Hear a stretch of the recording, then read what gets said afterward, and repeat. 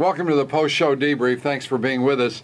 The show today taken up with primarily the president's speech last night and the disappointment that most of the Lou Dobbs audience obviously felt about the way in which the president addressed these issues.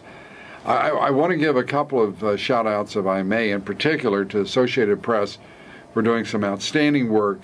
That reporting actually is right here on my desk by Calvin Woodward and Richard Lardner of the Associated Press. And this is the way their report began. It's called Fact Check, How Obama's Libya Claims Fit the Facts. This is from the Associated Press.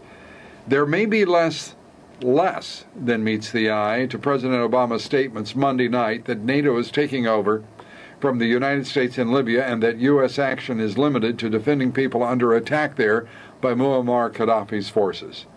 And then it goes on for 3 pages to straighten out a few of these statements and assertions by the president, including that our military mission is narrowly focused on saving lives, and his sort of most self-referential, I'll say, statement. And tonight I can report we have stopped Gaddafi's deadly advance, which was an interesting thing to have said since Gaddafi's ground forces have pushed the rebels into retreat in eastern Libya today. This president didn't answer, at least in the minds of our audience here on Lou Dobbs, the Lou Dobbs Show, didn't answer the question of why we're there. The Gallup poll shows that most people wish we weren't there, and the president, frankly, didn't get it done when it comes to persuading the American people. He may get a pass on this because, simply put, he's the commander-in-chief, and we've often given commanders-in-chief a pass, but I suspect this will be the last one. We are reaching a point now that says we cannot allow a president to go to war this easily.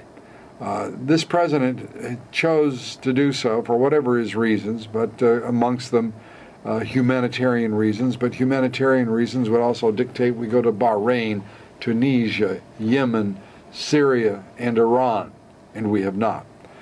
So much is going into the calculus of this decision to strike in Libya that apparently does not apply to those other places. This is not a doctrine.